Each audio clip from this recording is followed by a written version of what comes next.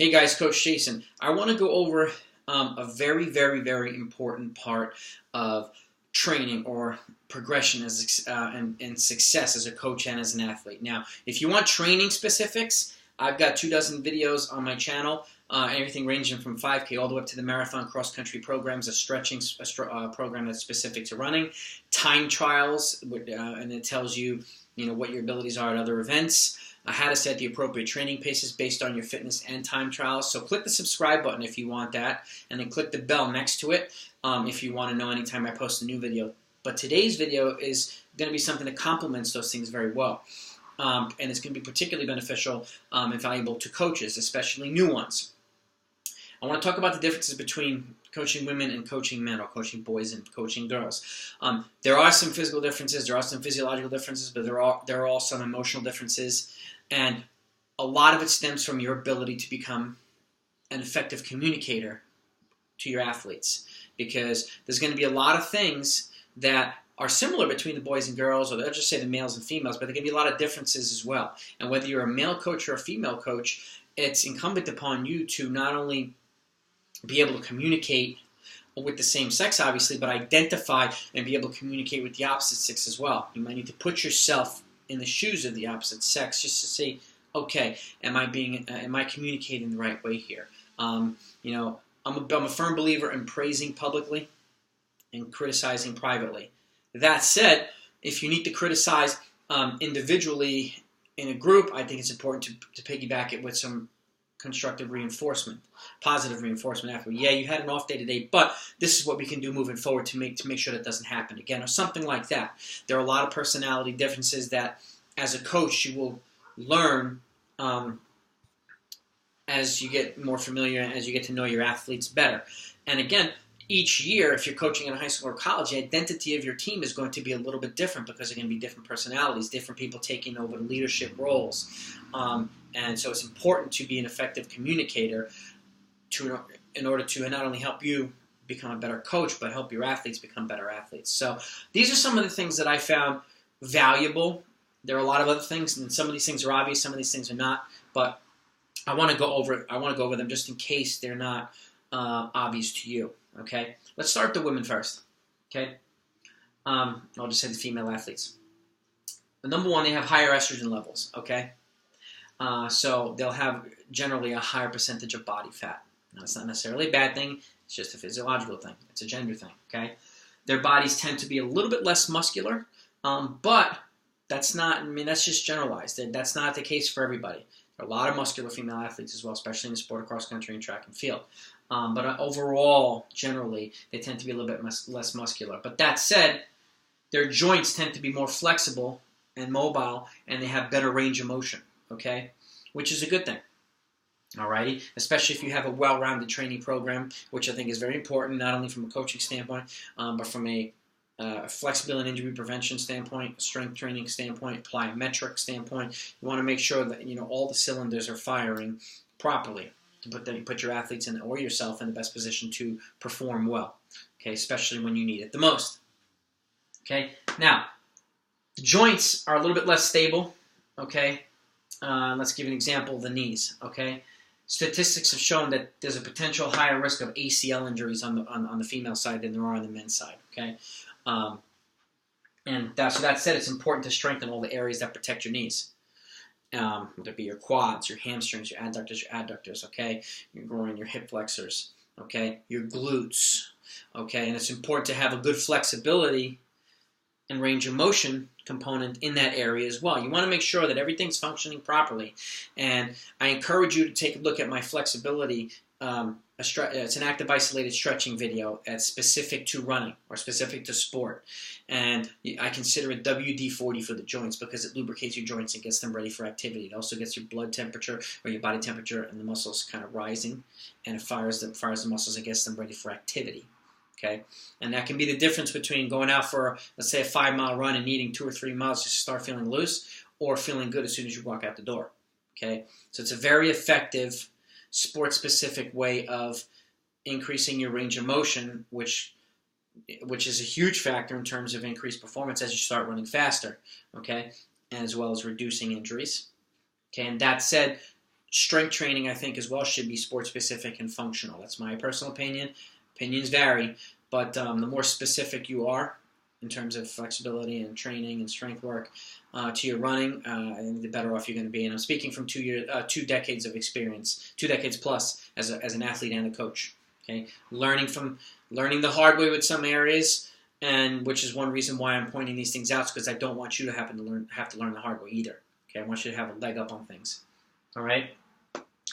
One of the great things I found out about coaching female athletes at the high school or the collegiate level or even the post-collegiate level is they're very coachable for the most part. Now, there'll be some that aren't as coachable, and that's on both sides. That's just normal. Okay, but as a whole, they're very coachable, and they're willing to try new things if it helps improve their performance. Even if you're a new coach, without any coaching experience, they're willing to give you a shot, and they're willing to, commit to your program and your training and give it a shot. Okay, that's where communication comes into play too. You have to be able to kind of effectively communicate your philosophy to your athletes, whether it's male or female. It tends to be a little bit more pertinent on the male side, and we'll go over that in a bit. But that said, it's still important to be able to communicate and know your athletes, because as much as a program could work overall, for a collective group of people, there's going to be some individual needs that you need to be able to notice and identify as a coach, and you will over time as your athletes train under your program. Okay, onto your system. Okay, now there can be some confidence issues, which is normal, and one of the things I noticed too is that they tend to be resistant to give themselves credit for their accomplishments, which tends to be, a difference between the female and the male side when it comes to ego. Now, ego is good. It can be a benefit, it can be a detriment, but that said, they're very open about their hesitancy to give themselves credit as well. And they're very transparent about it, which is a good thing because it allows you to kind of figure out, okay, what do we need to do to help you here? Okay? The fact that they're open about it for the most part is a good thing. And it opens up communication lines, okay? And it helps you understand them better. All right? So, a lot of female athletes to my experience, they do take criticism personally, especially in groups, okay? They can be more sensitive to comments that are made collectively as a group, which is why I'm a firm believer, like I said, of praising publicly, criticizing privately. Even if you're criticizing a group, some of them may think you're pointing that criticism towards them. So it's important to be able to communicate effectively, and that's why if you do have something you want to address with them, I would encourage you to do it individually. Now again, it's completely up to you as a coach, but that's just my personal opinion, and it's worked very well over the years. And again, I had to learn the hard way in the beginning, and that's one of the things that I think is a very valuable pearl as a coach, that you don't have to learn the hard way now, especially if you're a new coach. All right? Again, they're more sensitive to comments that are made, and one of the things that I did notice as well is that chemistry is very important. On and off the field, on and off the track, okay? The more cohesive the unit, the better they work together. And there's nothing like seeing, your team win a big meet or win a championship and see them celebrating together at the end like a family. Or see them go out, eat together, go to the movies together, and do things together, outside of practice, outside of class. So chemistry is a very important thing. And again, important on both sides, but I've noticed it particularly important on the women's side, okay? Nutrition, of course, is key. All right. One of the things I do encourage the females to do is to check your iron levels when you get a physical or whatnot. There tends to sometimes be iron deficiencies on the women's side. So I encourage you to not only have a good nutritional diet, but take supplements as well, whether it be a multivitamin, multimineral, or an iron supplement if you happen to be a little bit iron deficient. That way you're not having to deal with anemia problems and other issues as well. As well as a good flexibility, strength training program. Make sure you're sleeping sufficiently. Sleep is important no matter what you do, especially the harder you train, the more important rest becomes, okay? Again, if you're in school, high school is one thing where everything's laid out for you and your schedule's kind of laid out. College is different. Time management becomes a very important thing in college, so it's important to be able to manage your time. So I encourage you to stay ahead of your class load, okay, so that you can train and recover efficiently along the way, not have to make drastic changes come championship season or come final exam season.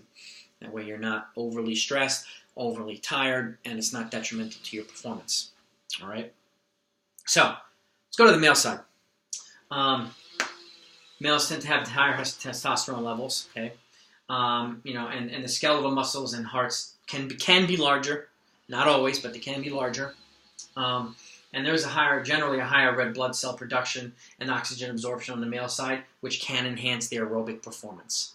Again, it's a gender thing, a physiological thing between the two sexes. Okay. They tend to have more stable joints.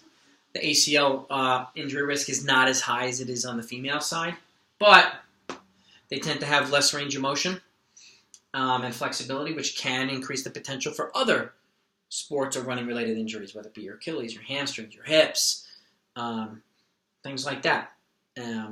So injuries can be prevalent on both sides, so it's important to have a good flexibility and strength training and injury prevention routine on the male side as well. I'm a firm believer in the flexibility, and again, I highly encourage you to watch my video on active isolated flexibility because it's running specific, okay? And it gives all the specific stretches to get your lower body fired up and ready for activity without ignoring anything, okay? So, now, communication side as well. Some of the things that I've learned is, it can take a little bit, they can be a little bit more challenging to coach sometimes. But that said, I think having good communication skills and being able to effectively communicate your philosophy to them. And again, especially if you're a new coach, that's not proven. You could have been a world-class athlete, but that doesn't mean you're going to be a world-class coach, especially right away. There's differences between the two.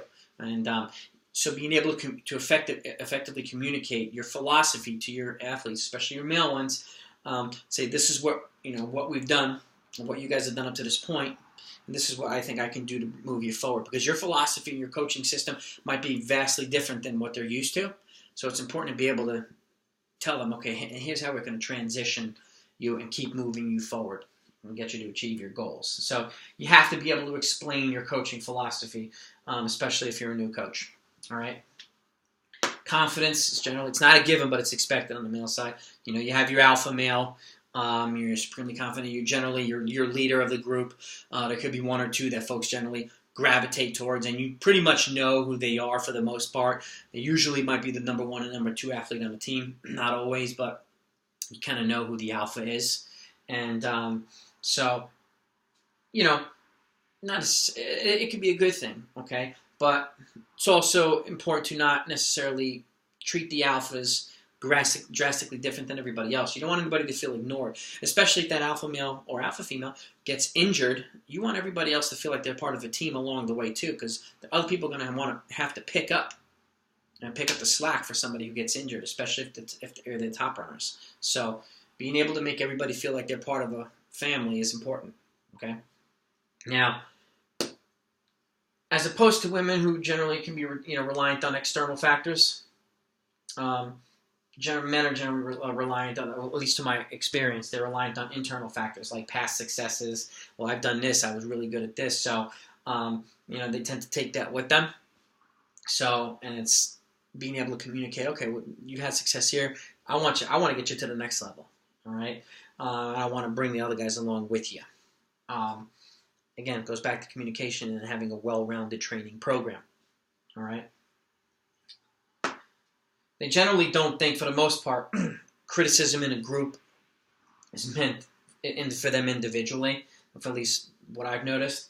But they generally, if you do direct it to them individually, and I encourage you to do it privately, not publicly. And if you do it publicly, like I said, have some positive reinforcement to back it up. All right. But if you do, I've noticed they tend to be motivated to want to prove you wrong. Okay. And want to put in the work to prove the coach wrong and achieve the goal that you may not think they're ready for, so on and so forth. Now, and it's important to not let them get carried away, obviously, to keep kind of staying the course, but it can be a good motivator, all right? So something to keep in mind as well. Chemistry is important on the male side, but I find it to not be as important as on the female side. I've had teams that butted heads that were championship teams. They're not necessarily, necessary to be successful on the male side. Is it helpful? Yes, very helpful. A cohesive unit is a great unit, especially if you have a lot of guys who are close to each other in terms of performance. Ego can come into play, obviously, because it becomes a little bit more of a competitive nature, and that goes on the female side as well.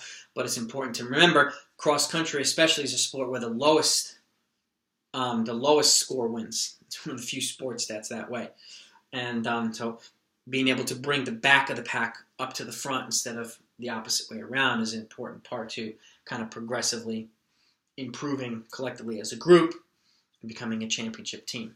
All right. They tend to like to focus on the task as well. If you give them a task, okay, we went to states last year, we went to regionals last year, we want to go to nationals this year. That's the goal. You lay out the task and lay out the objectives, and this is what we're going to do to get there. It's a great motivator, and they tend to be really focused on training to achieve that. And that goes for the female side as well. I think it's important to have a clear-cut goal, whether it be short-term and long-term, and have a plan and basically plan your races and build a training around it. And that goes in, I go into detail in my training videos with that, so take a look at those videos.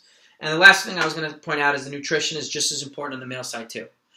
Good diet, good hydration, good flexibility, good injury prevention, functional training, the same thing. Train and recover simultaneously so you're not having to make drastic changes at the end. There's no magic workout. There's no magic fitness indicator. It's consistent work over an extended period of time that's going to gradually progress you and put you in a position, or your athletes in a position, to run their best when it counts the most. Okay? It's consistency, consistency, consistency. Okay? And you as a coach, being able to kind of lay out things and make it and be adaptable to changing environments and changing class schedules and whatnot is going to help you put your athletes in a position to do that. And keep in mind, your personality may not be the same personality as the team. Some teams might need high-octane energy. Some teams might need a low-key environment, particularly on race day.